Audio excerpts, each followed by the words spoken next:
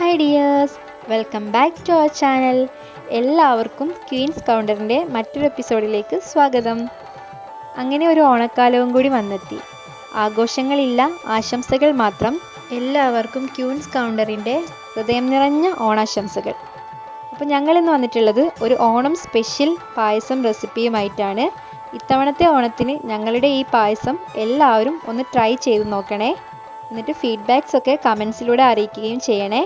അപ്പോൾ നമുക്ക് ഈ പായസം എങ്ങനെയാണ് തയ്യാറാക്കുന്നതെന്ന് നോക്കാം.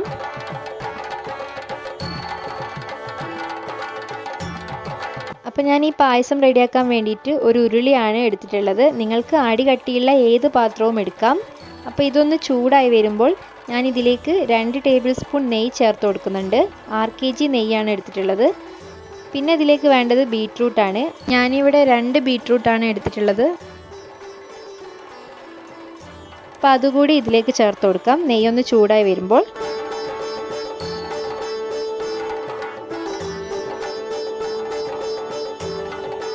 എന്നിട്ട് നല്ലപോലെ ഒന്ന് വഴറ്റിയെടുക്കണം. പിന്നെ 6 kg നെയ്യിന് പകരം വേറെ ഏത് നെയ്യും എടുക്കാം, നിങ്ങളുടെ ഇഷ്ടം പോലെ. പിന്നെ ഈ ബീറ്റ്റൂട്ട് ഗ്രേറ്റ് ചെയ്തത് പറ്റില്ല, ഇതേപോലെ അരിഞ്ഞു വെച്ചത് തന്നെ വേണം. ഗ്രേറ്റ് ചെയ്തത് എടുത്താൽ പായസത്തിൻ്റെ ടേസ്റ്റ് മാറിപ്പോവും. അപ്പോൾ ഈ ബീറ്റ്റൂട്ട് ഒന്ന് നെയ്യിൽ നല്ലവണ്ണം വഴറ്റിയെടുക്കണം. നെയ്യിൽ കിടന്നിട്ട് നന്നായിട്ട് വെന്ത് കിട്ടുകയും ചെയ്യണം.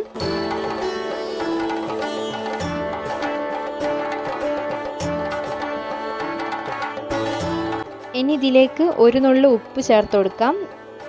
ടേസ്റ്റ് ഒന്ന് ബാലൻസ് ചെയ്യാൻ വേണ്ടിയിട്ടാണ്. എന്നിട്ട് നന്നായിട്ടൊന്ന് ഇളക്കി കൊടുക്കാം.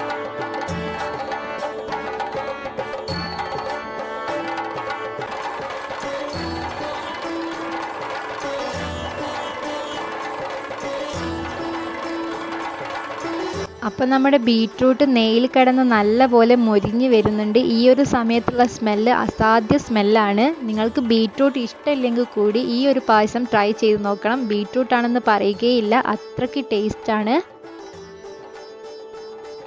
അപ്പം നമുക്കിനി ഇതിലേക്ക് ശർക്കരപ്പാനി ചേർത്ത് കൊടുക്കാം. ഞാനിവിടെ ഒരു 7 ആണി ശർക്കരയാണ് എടുത്തിട്ടുണ്ടായിരുന്നത്. ഇത് ഏകദേശം ഒരു 1.5 കപ്പ് ശർക്കരപ്പാനി ഉണ്ട്. അപ്പം നിങ്ങൾക്ക് ഇഷ്ടത്തിനനുസരിച്ച് മധുരം കൂട്ടുകയും കുറയ്ക്കുകയും ഒക്കെ ചെയ്യാം കേട്ടോ. ഇനി ഇത് നല്ലപോലെ ഒന്ന് ഇളക്കി യോജിപ്പിക്കണം.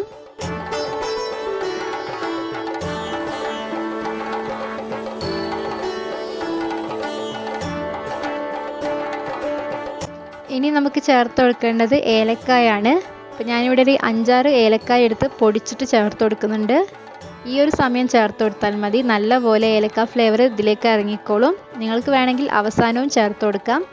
അപ്പോൾ ഇത് നന്നായിട്ട് തിളച്ച് വരുമ്പോൾ നമുക്കിതിലേക്ക് വേവിച്ച് വെച്ചിട്ടുള്ള ചവ്വരി ചേർത്ത് കൊടുക്കാം. ഇത് ഒരുപാട് വേവുള്ളതായതുകൊണ്ടാണ് ഞാൻ ഇങ്ങനെ ചേർത്ത് കൊടുക്കുന്നത്. ഞങ്ങളുടെ നാട്ടിൽ ഇതിന് സാബൂനരി എന്നും പറയും. അപ്പോൾ വേവ് കുറഞ്ഞിട്ടുള്ള ചവ്വരി ആണെങ്കിൽ ഡയറക്റ്റ് തന്നെ ചേർത്ത് കൊടുക്കാം. ഇത് വേവ് കൂടിയ ചവ്വരി ആയതുകൊണ്ടാണ് ഞാനൊന്ന് വേവിച്ചിട്ട് ചേർത്ത് കൊടുക്കുന്നത്. ഇനി ഇതിലേക്ക് ഒരു 1.5 കപ്പ് 2-ാം പാൽ തേങ്ങാപ്പാൽ ചേർത്ത് കൊടുക്കാം. എന്നിട്ട് നല്ലപോലെ ഇളക്കിയിട്ട് വേവിച്ചെടുക്കണം. അടിയിലൊന്നും പിടിക്കാതെ തന്നെ ശ്രദ്ധിച്ച് വേണം വേവിച്ചെടുക്കാൻ. ഇടയ്ക്കിടയ്ക്ക് ഇളക്കി കൊടുത്താൽ മതി. അപ്പോൾ നമ്മുടെ ചവ്വരിയൊക്കെ നല്ലപോലെ വെന്ത് വന്നിട്ടുണ്ട്. അപ്പോൾ ഏകദേശം നമ്മുടെ പായസം റെഡി ആയിട്ടുണ്ട്. ഇനി ഇതിലേക്ക് ഞാൻ 1 കപ്പ് നല്ല കട്ടിയുള്ള 1-ാം പാൽ തേങ്ങാപ്പാൽ ചേർത്ത് കൊടുക്കുന്നുണ്ട്.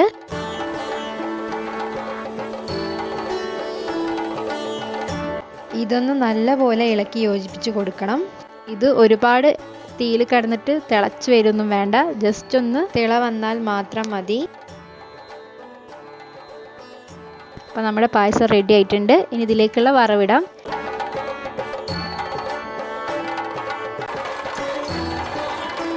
ഞാൻ കുറച്ച് നെയ്യിലേക്ക് കുറച്ച് തേങ്ങാക്കൊത്ത് ഇട്ടെടുത്തിട്ടുണ്ട്.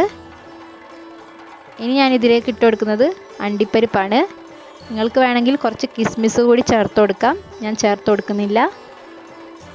ഇത് നല്ലപോലെ വഴറ്റിയിട്ട് ഇതിലേക്ക് ഇട്ട് കൊടുക്കാം.